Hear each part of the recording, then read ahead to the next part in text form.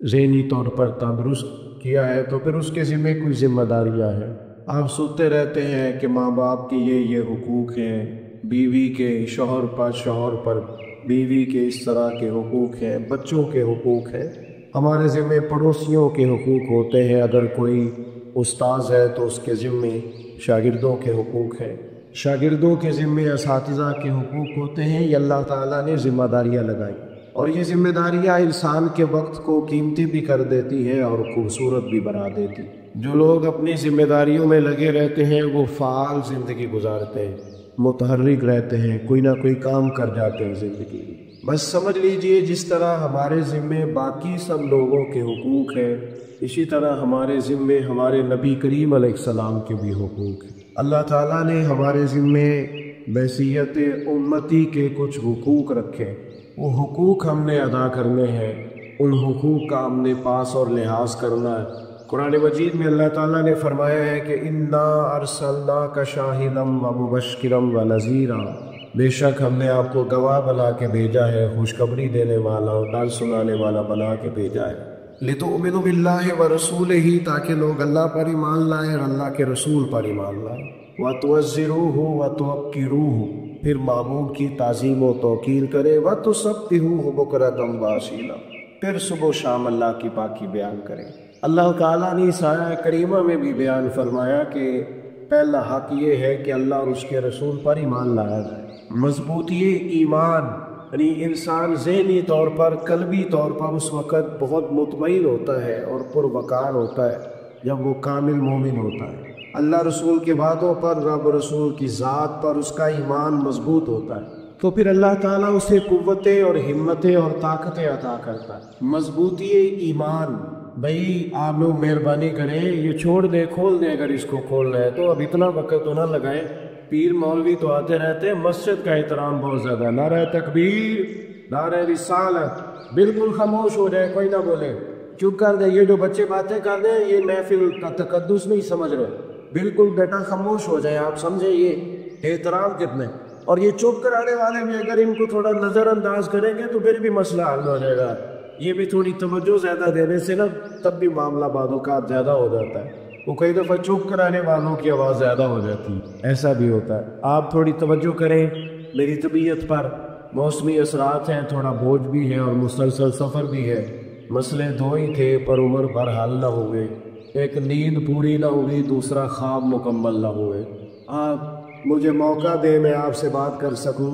بھائیوں، سب سے پہلا حق یہ ہے کہ نبی کریم پر ایمان لائیں، یعنی جو محبوب اللہ کی طرف سے لے کے آئے ہیں اسے صدق کے دل سے قبول کیا جائے۔ جن چیزوں کو سرکار نے حرام فرمایا ہے اپنے دل میں ان کے بارے میں نفرت رکھی جائے۔ جب تک ہم ایمان میں کامل نہیں ہوتے، جگہ جگہ پہ سرور کائنات علیہ السلام نے ان چیزوں کو بیان کیا ہے، فرمایا تم اتنی دیر تک مومن نہیں ہو سکتے جب تک ہر چیز سے بڑھ کر مجھ سے محبت نہ کرو۔ ایک مقام پر یہ بھی فرمایا کہ تم اتنی دیر تک کامل مومن نہیں ہو سکتے جب تک تمہاری خواہشات اس دین کے تابع نہ ہو جائیں جو دین میں لے کے آیا۔ یعنی اتنا تمہارا ایمان مضبوط ہو کہ تمہارے دل میں خواہش صرف وہ پیدا ہو جو تمہارے نبی کی چاہت، تمہارے باطن میں دوسری خواہش ہی پیدا نہ ہو، کوئی چیز اندر ایسی آئے ہی نہ جو دین کے مخالف۔ کامل ترین اور مضبوط ترین ایمان سب سے پہلا حق ہے۔ آپ صحابہ کو دیکھیں، انہوں نے ایک بات طے کر لی تھی کہ سرکار جو فرماتے ہیں وہ حق اور سچ ہے۔ جب آپ طے کر لیتے ہیں نا پھر زندگی لطف دینے لگتی ہے، پھر عمل کرنے میں لذت آنے لگتی، پھر انسان کوئی عمل کرتا ہے تو طاقتور ہو جاتا۔ پیارے بھائی، او پیارے، آپ چھوڑ دیں سارے کام، ہماری بات سنیں اور بات کرنے دیں۔ آپ کتنے پیارے لوگ ہیں ماشاءاللہ سارے۔ عزیز دوستو، توجہ کریں بات پر۔ بھائیوں بیٹھے، حضرت آپ تشریف رکھیں، بیٹھ جائیں۔ اب یہ چلے گا، ہمارے ساتھ سب جگہوں پہ ایسا ہی ہوتا ہے، پہلا موقع نہیں ہے۔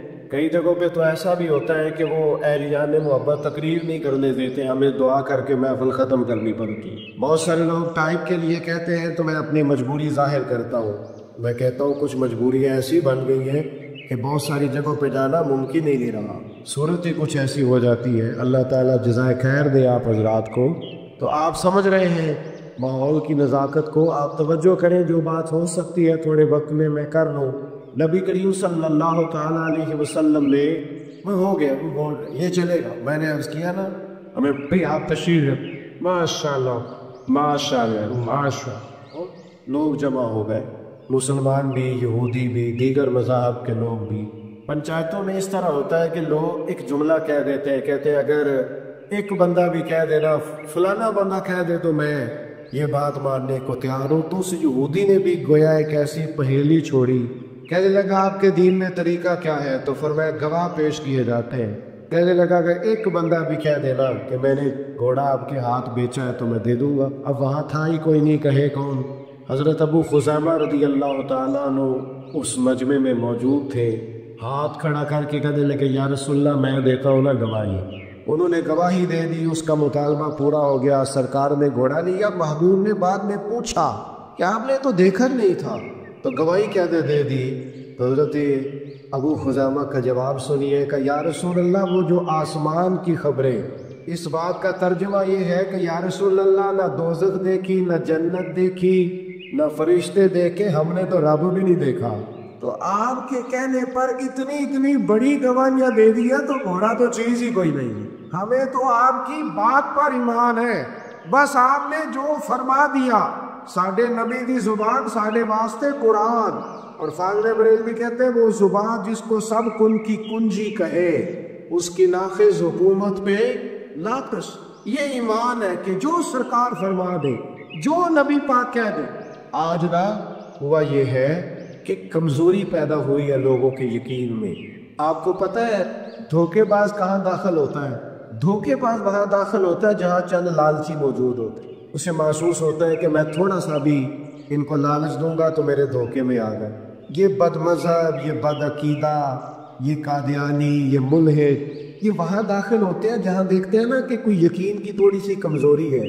جہاں ہم کوئی دانہ دھن کا پھینکیں گے تو بات آگے آ جائے.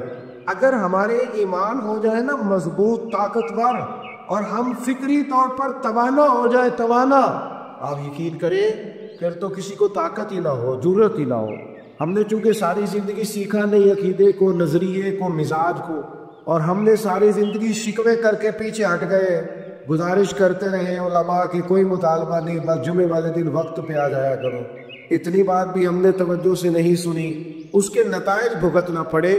یقین مضبوط ہو نا، یقین مضبوط، صفر بڑی جلدی کٹتا ہے. لیکن نا میں نے اپنی زندگی میں تجربہ کیا، جو لوگ پیسے لے کے نعتیں پڑھتے ہیں نا، پیسے لے کے تقریریں کرتے ہیں، ان کا سفر ان کو بڑا تھکا دیتا ہے. پیچھے مشن کوئی نہیں ہوتا. آپ کو لاہور بلانا ہے، 40,000 لوں گا. اب کہا یہ 10 کلومیٹر اندر جانا ہے تو کہتے ہیں تو لاہور آ کے ایسی وہ دے دیے. اس نے کہا 5,000 زیادہ لوں گا. محفل میں بلانے والے نے دے دیا، کوئی حرج نہیں، بلایا بھی. یہ چلا بھی گیا، نہ پڑھ بھی لی، لیکن نہ اس کو پڑھنے میں مزہ آئے گا، نہ سننے والے کو سننے میں مزہ آئے گا. کسی نے کہا لاہور آنا ہے، اور ایک ایسے شخص کا جس کا یہ مشن ہے، جس کا یہ ذوق ہے، جس کو یہ کام اکتاتا نہیں کبھی بھی، جو دل سے کرتا ہے. تو اس نے کہا 20 کلومیٹر اندر جانا ہے. تو چالی یار جہاں سے میری گاڑی گزرے گی وہ جگہ قیامت کے دن میرے حضور کا ثنا خواہ ہونے کی گواہی دیں. تو آپ کے یقین کی دولت آپ کو مزیدار کر لیتی. مجھے ایک دوست نے میرے ساتھ کالج میں پڑھتے رہے، مجھے کہنے لگے میرا کام اس نے مجھے تھکا دیا ہے، میں بڑا کھتایا ہوں، چل تھوڑے دن سیر کے لیے چلے. تو میں کہ تو کھتایا ہوئے گا، میرا تو کام ہی بڑا مزیدار ہے. اپنی حیاتی تو قربان کی واہ محمد پکیندے گزر گئی. تو عزیز یقین کی دولت پیدا کرے. پہلا حق ہے نبی پاک کا. سرکار نے حضرت مولا علی شیر خدا رضی اللہ تعالیٰ عنہ سے فرمایا تھا فلاں مقام پہ چلے جاؤ، وہاں تمہیں ایک عورت ملے گی. اس کے پیچھے پوری ایک تفصیل ہے، میں ادھر نہیں جاتا. فرمایا اس کے پاس ایک خط ہے، وہ مکے لے کے جا رہی ہے، وہ خط لے آنا. حضرت علی شیر خدا چل دیگر صحابہ کے ساتھ وہاں پہنچ گئے. اس بی بی سے کہا خط دو، کہنے لگی میرے پاس کوئی خط نہیں. تو اطمینان صحابہ فرماتے بڑا عجیب تھا مولا علی کے چہرے پر. فرمانے لگے خط تو تیرے پاس ہی ہے، تجھے دینا بھی پڑے. وہ کہنے لگی یہ عجیب بات ہے، میرے پاس نہیں ہے. تو مولا علی نے تلوار نکال لی. فرمایا خط تو دے گی اور تیرے پاس ہے. وہ کہنے لگی آپ اتنے یقین سے کیسے کہہ سکتے ہیں؟ فرمایا میرے نبی نے فرمایا ہے جو دن کو کہہ دیا دن ہے تو دن نکل آیا، جو شب کو کہہ دیا شب ہے تو رات ہو کے رہی. اور خدا نے ان کی زبان کو وہ اختیار دیا، جو نکلی منہ سے ان کے وہ بات ہو کے رہی. حضور نے فرمایا لہذا خط تیرے پاس ہے، تیرے پاس سے نکلے گا. جب حضرت علی نے تلوار دکھائی اور وہ بی بی سمجھ گئی کہ تیور تو کچھ اور ہے، اس نے اپنے بال کھولے اور خط نکال کے دے دیا۔ اور سنو نا یارو، حضور نے فرمایا ہے کہ نماز پڑھنے سے رزق میں برکت ہوتی ہے، تو پھر بہرحال ہوتی۔ حضور نے فرمایا سورت واقعہ پڑھنے والے کو فاقہ نہیں آتا تو پڑھنے والے کو آ سکتا۔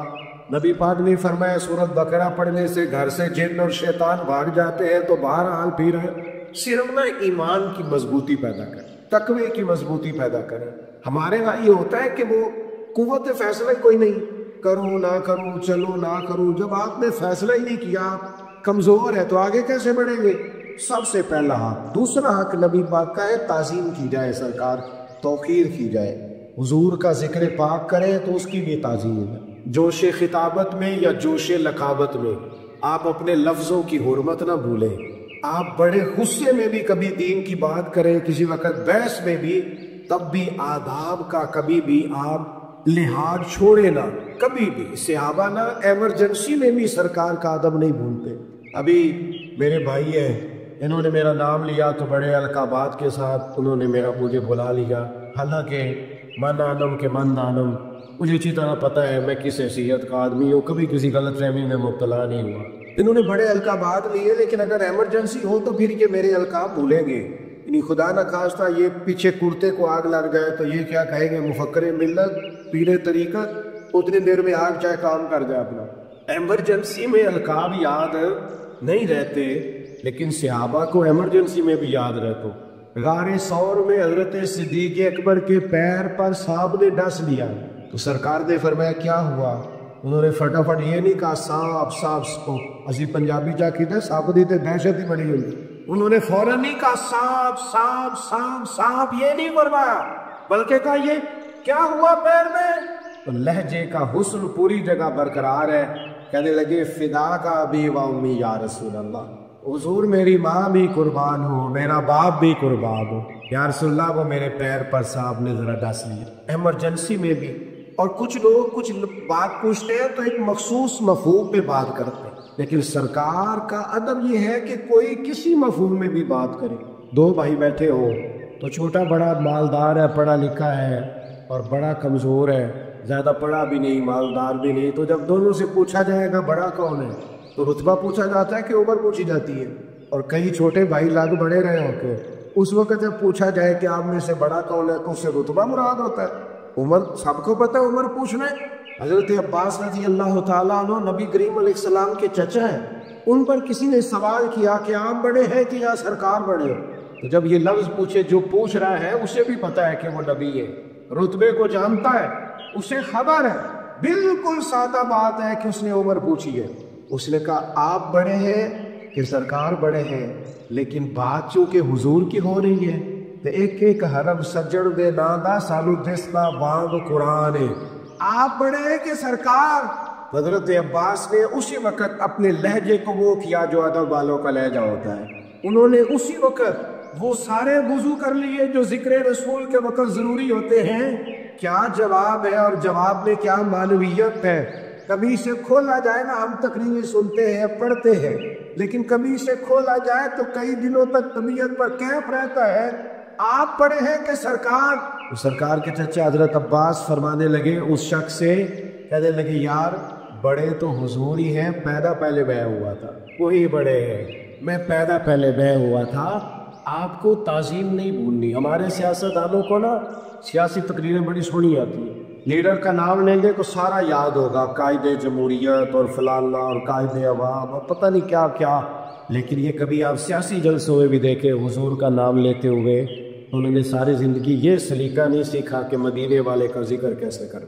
تمہیں اتنی باتیں وہاں یاد ہیں، یہ میں محبت سے شکوہ کر رہا ہوں، تمہیں یہ نہیں ذکر کرنا ہے سرکار کا کیسے کرنا ہے؟ آپ سے بھی کہتا ہوں برادری کا تذکرہ کرنا ہو تو بڑا کرتے ہو، اپنی فیلڈ کے بارے میں کسی کو قائل کرنا ہو تو تم نے بڑا کو یاد کیا ہوا ہے، مال بیچنا ہو تو تمہیں سارا کچھ آتا ہے۔ اگر یہ سارا کچھ یاد ہو گیا ہے تو یہ بھی یاد کر لو کہ ان کی مہک نے دل کے غنچے کھلا دیے، وہ جس راہ چل دیے ہیں کوچے بسا دیے ہیں، ان کے نثار کوئی کیسے ہی رنج میں ہو، جب یاد آ گئے ہیں سب غم بھلا دیے۔ حضور کا تذکرہ کرنا بھی سیکھو، آداب بھی سیکھو۔ تیسری بات حضور کا حق ہے کہ سرکار کا حکم ماننے میں جلدی کی جائے۔ میں نے جو جملہ کہا ہے سوچ سمجھ کے کہا ہے، حضور کا حکم ماننے میں بول کے بتائیے نہیں، اللہ کرے آپ کو اللہ مہنگے مہنگے موبائل دے، کبھی چھوڑ کے بھی دیکھے۔ سرکار کا حکم ماننے میں کیا کیا جائے؟ جلدی، ہم لیٹ کرتے۔ حق ہے سرکار۔ عروہ بن مسعود ثقفی نے جو جا کے قریش مکہ سے باتیں کی تھی تو ایک جملہ یہ بھی کہا تھا کہ وہ نبی پاک کا حکم ماننے میں جلدی کرتے، جلدی سبقت لے جانے کی کوشش کرتے۔ ہم کیا کرتے ہیں؟ تاریخیں دیتے ہیں، میں نے رمضان سے نیک ہو جانا، بس عمرہ کر رہا ہوں پھر نماز نہیں چھوڑوں گا۔ کس کو تاریخیں دے رہے؟ جلدی کرنی ہے سرکار کا حکم ماننے میں، جلدی۔ اور ایک بات طے کرنے زندگی میں جو نقصان ہوتا ہے ہو جائے، سرکار کا حکم نہیں چھوڑنا، یہ طے کر۔ صحابہ نے طے کر لیا تھا، جو کریم نے فرما دیا جس وقت فرما دیا۔ یہاں بھی ترتیب لگانے کے لیے کہہ رہے تھے نا، کسی سے بیٹھ جاؤ، کسی سے چپ کر جاؤ، بعض اوقات مرتب کرنے کے لیے کہنا پڑتا ہے۔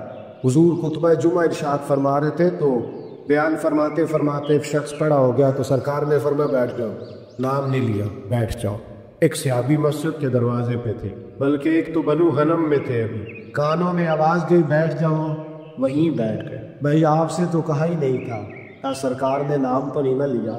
سانو قید سجن دا گہنا ہے اور جنج رکھے ایسا اونج رہنا ہے، نام تو نہیں نہ لیا۔